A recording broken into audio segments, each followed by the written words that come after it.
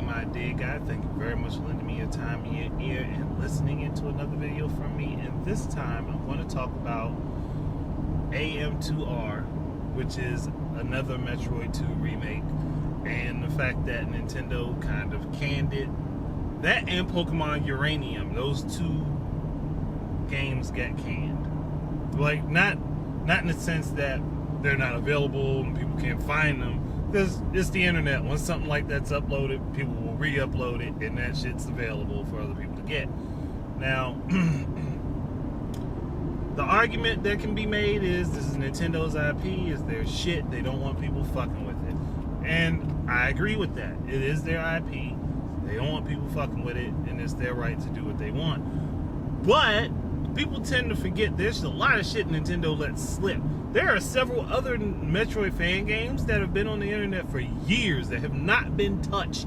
There's been no threat and no asking of anything to be taken down. And the same for Pokemon. There's a bunch of stuff that has not been taken down. Now, personally, I believe it's not that these things were created and put up on the internet for people to get them. With the instance of Another Metroid 2 remake, I think I think they went after that one because it literally came out right before Federation Force. And me thinking about things, like, if I was in Nintendo's shoes, I would have been like, look, you've already made this game, or you were making this game. I would have had them off before they released it. I was like, you're making this. Personally, that's me. Like, you're making this. And I see the ambition in this project, and I want to support this project. But I do not want it released free to the public. What I want you to do, and I would have done it this way. What I want you to do is try to get a team of people together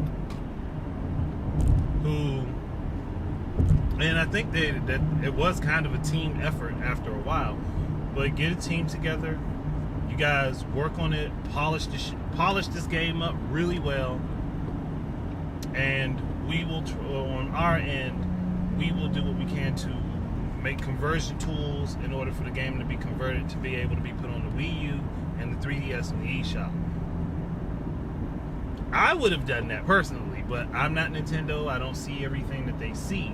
But I do understand that they were looking at, there's a Metroid fan game that is releasing for free right before Federation Force releases. And that people would be like, in the way people are perceiving Federation Force, if I was in Nintendo's shoes, I'd be like, okay, I can't have this happen right now. Because whether you want to believe it or not, this game would affect the sales of Federation Force. It does affect the sales of Federation Force for either way. Whether people are mad at Nintendo and say, well, fuck it, I'm not going to buy Federation Force, or they look at it like, oh, this is a cool game, it's better than Federation Force, I'm not going to get that. And that's how people's attitudes are right now. And I understand that's why Nintendo said, no, we can't have this. I understand that. I think they could have taken a more proactive approach. I do. But I understand why they wanted to shut that shit down as soon as possible. But I do think that if it had come out like either way earlier this year or sometime after Federation Force, I think it would have been okay. I actually think it would have been fine and nobody would have said shit. That's how I honestly feel. I don't think that Nintendo would have done anything to it if it wasn't within that time frame. Now, if it was if it was too close to it, that's what I'm thinking. It was way too close to Federation Force, and they didn't really want anything to deter attention away from it. And their action definitely caused a lot of people to be pissed off. Me, I have a download of the game. I'm going to eventually play it for my channel. But I'm playing actually through the original copy that I have. I'm playing that on my GameCube and my Game Boy player. Because I've never actually beaten it, and I restarted the whole game. So I can actually play through it and beat it. And then after I do that, I will play the fan remake with the updated visuals and stuff. As far as Pokemon Uranium, it's pretty much the same situation. Well, maybe not exactly the same situation, but Sun and Moon are coming out. And it has brand new, different Pokemon and different variations of Pokemon that we've already known of. And Nintendo probably jumped down on him, like, you know what? No. Or we got a brand new Pokemon game coming out. Not a remake of a Pokemon game, but a brand new one coming out this year with a brand new one this year. Well, I can't even say Nintendo did that. That might have been a Pokemon company now I'm thinking about it. But got a brand new Pokemon game coming out this year with new Pokemon and new iterations of Pokemon and a new region and shit. And then we got a fan game that just drops doing the exact same thing. Nah, we can't have that shit. Like that's, and I know from a fan perspective, from a personal perspective, that shit pisses a lot of people off. It ticks me off, but I'm not. At the same time, I can't be mad at the company for trying to, you know, make sure that they get their shit out there and there's nothing to interfere with it. Hell, I didn't like it back when the Sonic 2 fan game, the 3D remake of Sonic 2. Like, I remember hearing about Sega being against that because it was coming out, like, it was being worked on around the same time as Sonic 4. So I'm like, I don't like this. I don't like that they are, like, I think there was a C&D on that, but it got removed or something. Because I remember reading up that there was a cease and desist on that game. I remember reading that. I don't remember where I read it, but I remember reading that. And then I went back looking for it, and it's like all that information is gone. Like somebody removed that shit. But I do remember seeing it.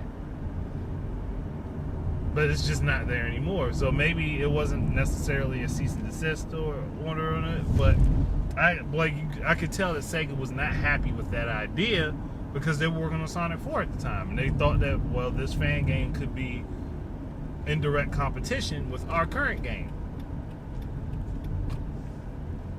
Like, so, like, you gotta look at this a little bit differently. But yeah, for our end, yeah, this is less shit for us to fucking have fun with and play, and that's annoying, but the companies are doing what they feel is in their best interest. And people need to understand that. Like, that has nothing to do with it being a Japanese company or not. Hell, shit, who was it that took down a fan game recently? There was a Western company that took down a fan game or something. I can't remember what the fuck it was, but it wasn't too long ago. So it's not these Japanese companies don't understand the internet type bullshit. Like, y'all just looking for stupid ass fucking reasons to be prejudiced.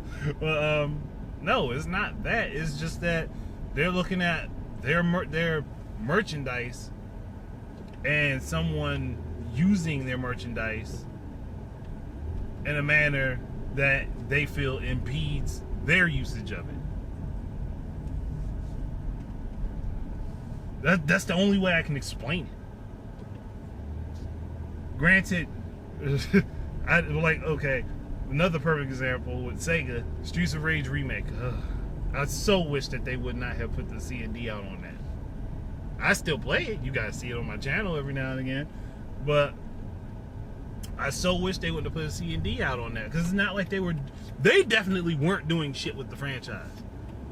And that's what pissed me off with them. Like, they were doing nothing with that franchise. Like, I mean, they might have been planning something, but they have done nothing with it.